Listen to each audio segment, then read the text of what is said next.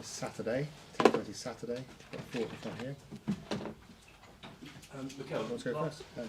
last week when I was looking at the team, apart from Saka, Odegaard and Trossard, they're all really big, strong, tall athletes on your team. And I'm thinking back to the Invincibles, and the Invincibles, you know, you had Sol Campbell, you had Vieira, even Bergkamp's tall, all these big strong. We talked a lot about mental strength this season, but how important has physical strength been to the success of this team?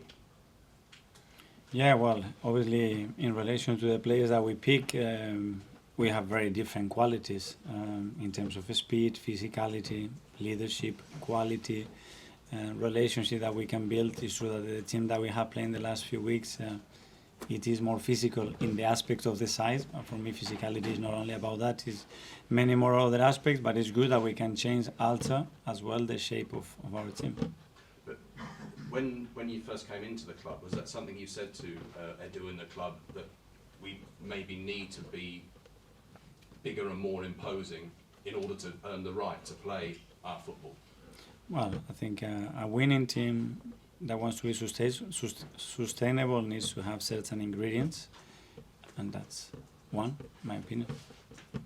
I mean, I wouldn't like to meet a lot of your players in a in a fight situation. I mean, they're pretty imposing. I mean, I remember there's a famous scene of a Manchester United Arsenal game in the tunnel where everyone's kind of squaring at each other. Patrick Vieira. Do you want teams to look at your side and be a bit scared? So you would be scared? Yeah, you know. No, with the coach though. Well, I don't know. I don't know. The coach is very relaxed. I don't know how dirty you fight. No, but I think you've got your team. I don't know. It's great to have a presence. It's very important, and we are building that as well.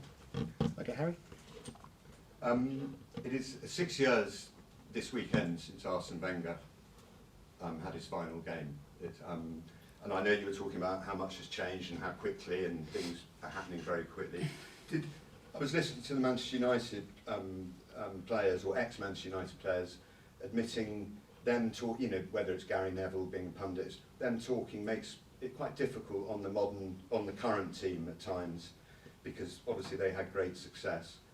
And I know when you came in and we spoke about it a year or two ago, you said you'd love the idea the ex-players would talk to your younger, you know, to the team, as long as they weren't bringing poison, I think was your word back then.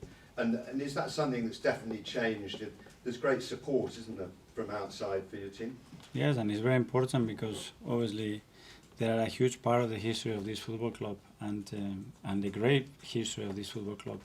And anything that can add to the team, to the club, whether it is stability, whether it is inspiration, whether it is experience, is more than welcome. And they are getting closer and closer. They've been in the training ground many times as well, and I think something very important and powerful for a club.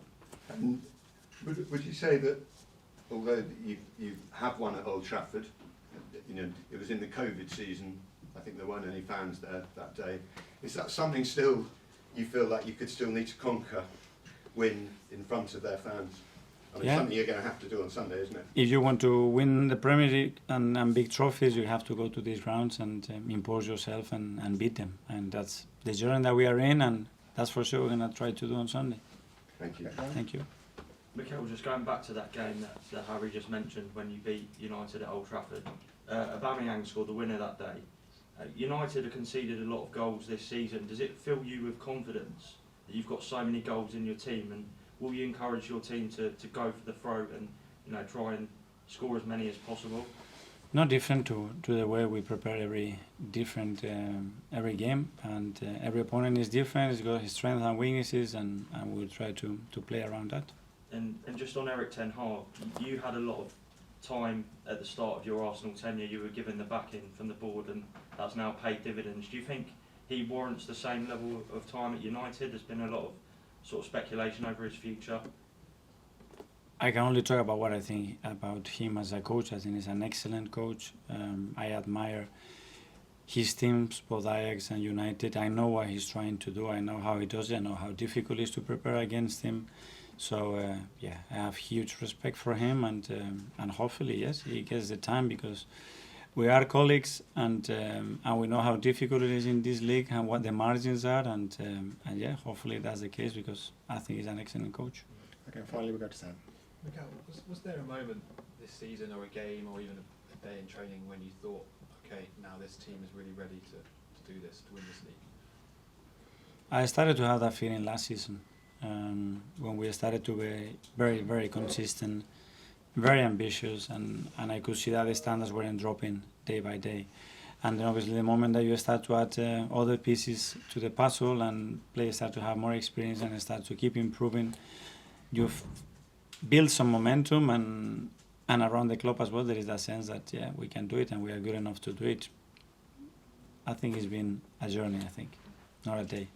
Do you think you've kind of shown as a team that you're ready, whether this season pans out as you want or not, you've kind of shown that you are capable? We are close to be capable. We need a trophy in our hands, and then we've done it, and it has to be a reality. And at the moment, is what we are chasing.